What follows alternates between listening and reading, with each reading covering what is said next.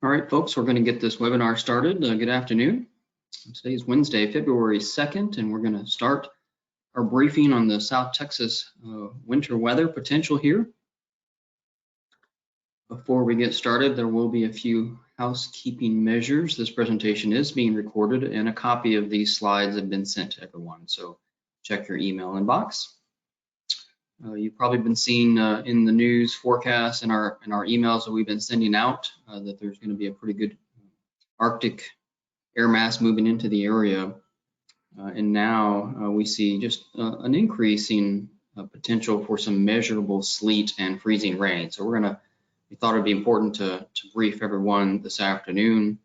We're going to do another webinar also tomorrow afternoon. And that measurable sleet and freezing rain potential is anywhere from late Thursday afternoon through Friday morning. So before we get started, again, everyone is muted this morning. I'll give the weather briefing, which will take about 10 minutes or so. We'll follow up with the district coordinators out of Corpus, Victoria, and Laredo with any comments that they want to make, and then we'll take questions from the group. And the purpose of this briefing is for situation awareness. All right, so to get started, we're watching this large winter storm. It's not just affecting us here in South Texas, it's going to be impacting most of the state. Already a part of North Texas today is seeing some winter weather, and this is going to continue across the region through Friday. Bitterly cold temperatures, so the coldest air of the season is coming our way. We'll begin arriving Thursday afternoon behind the cold front that will be moving through the area tonight. And we expect hard freezes for a couple of nights, and then potential for some light freezing rain and sleet as well. And so preparations definitely need to be made as far as infrastructure, vegetation, because of the duration of the freezing temperatures that we're expecting. And because of the potential for some light freezing rain and sleet Thursday afternoon through Friday morning, there are some road surfaces that could be impacted. That said, this winter precipitation event is expected to be fairly low impact and low coverage. So we're not expecting widespread sleet and freezing rain, just narrow areas, narrow bands. A lot of places won't see it. Those elevated roads in some areas will become slick, but again, it's not going to affect everyone. And we'll get into those details. So here's a list of the current hazards in effect across South Texas, really across the state. We have gale warnings up now for the middle Texas coast, for the bays and for the coastal waters. And while we don't have any winter watches and warnings or advisories in effect, we do expect a winter weather advisory and a freeze watch to be issued later today. And so the winter weather advisory is expected to be issued for the entire region here in the coastal bend and Rio Grande Plains, and the freeze watch as well. If you look at the current radar and the surface map, we see a cold front's already moving through the state, and there's quite a bit of precipitation occurring behind the front up over the hill country into North Texas and the Panhandle, where they're expecting quite a bit of freezing rain and sleet up in those areas, and they have winter storm warnings in effect for those areas. Down here, we expect that front to move into our portion of South Texas, reaching a Cotulla to Victoria line somewhere after 8 p.m. and then reaching the coast somewhere after midnight. And so as that front moves through, we will see some light rain developing, and that light rain is expected to continue overnight tonight through much of the day tomorrow.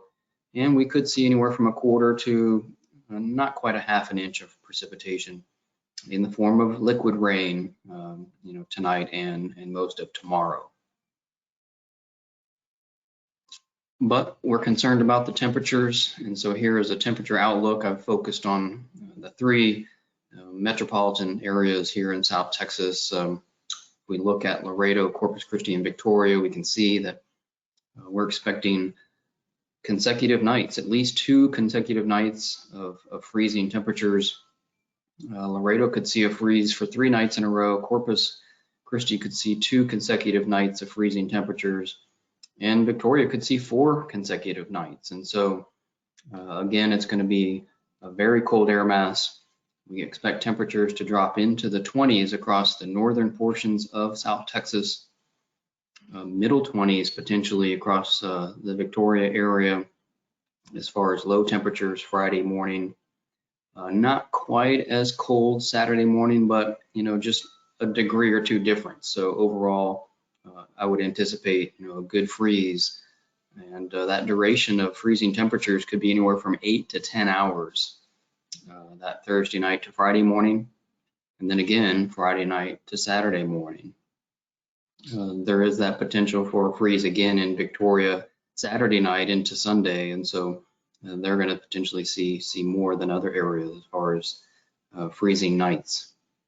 It's also going to be windy as that front moves through. The winds are going to be blowing, so 20 to 30 mile an hour winds combined with those very cold temperatures. That's going to put wind chills into the teens and 20s across the area, pretty widespread, and northern parts of the region could see wind chills in the single digits. So very, very cold temperatures, and folks are definitely going to want to be bundled up and have multiple layers if you're going to be outdoors, and definitely watch those extremities.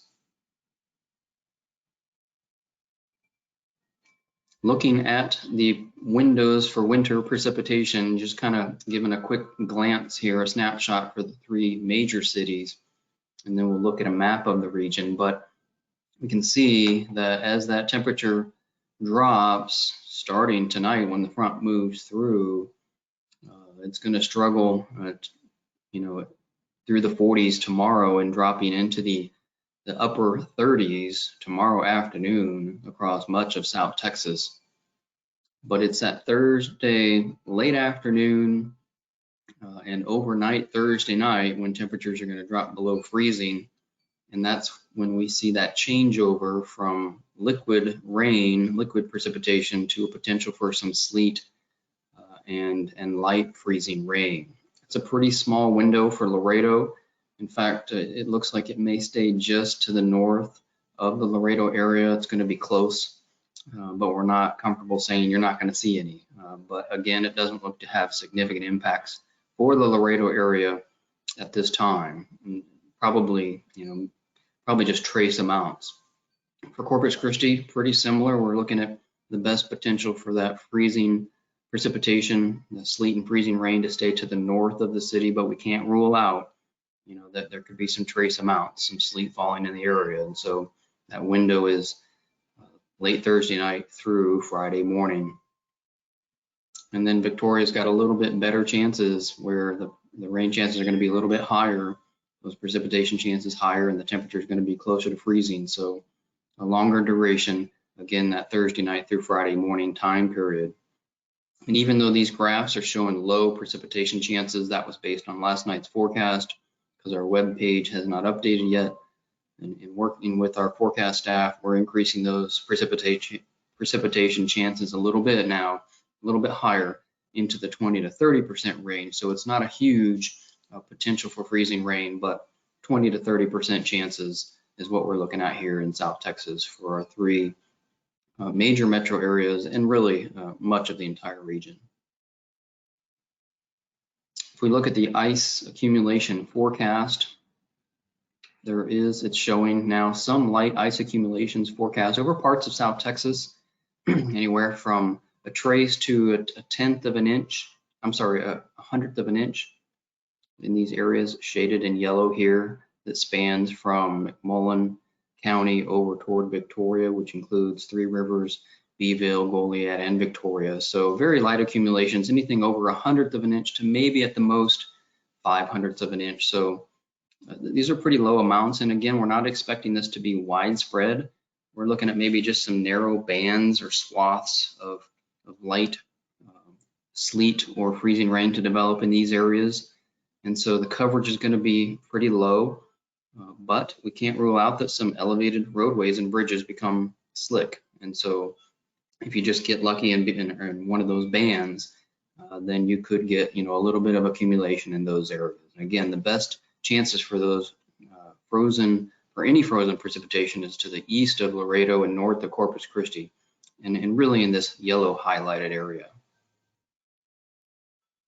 Here's a model radar simulation just to show, an example of what could occur with the frozen precipitation Thursday night into Friday morning.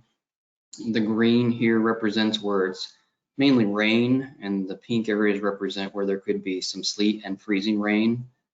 And so if you look at, tomorrow afternoon and evening, we can see those best chances are up San Antonio and north of the Victoria area, but it's also hinting that some of that freezing rain and sleet, could mix in, maybe out as far south as Cotulla to the west, but up closer to the Victoria area.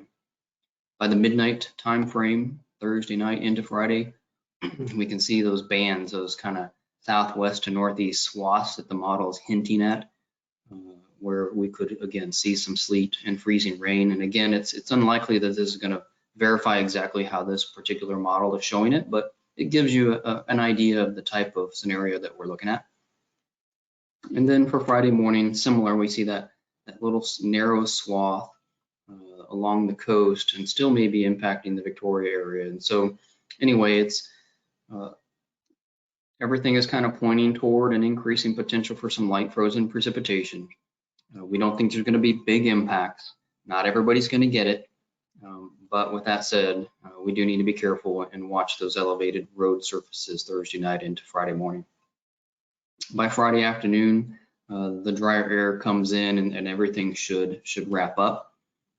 That said, if we get more drier air than even forecast now, none of this may pan out, and so that's also a concern.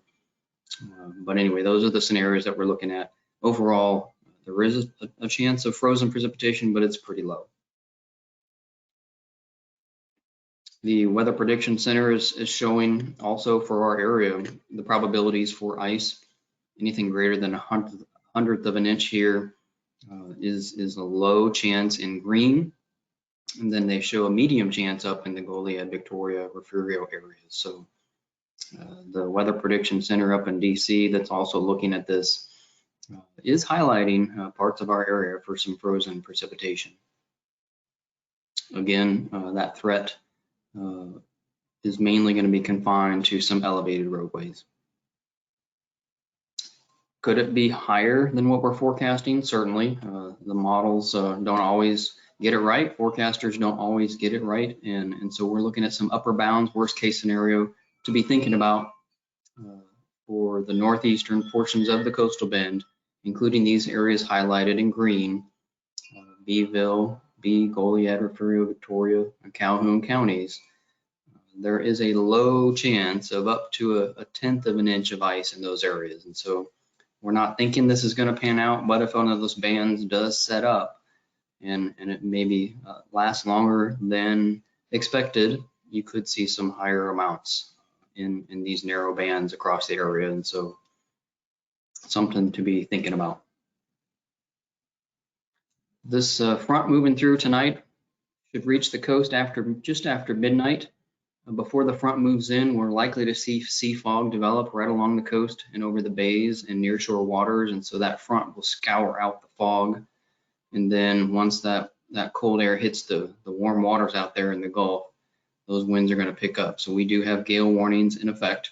We're expecting strong north winds, 25 to 35 knots, and higher gusts over 40 knots in the wake of this front.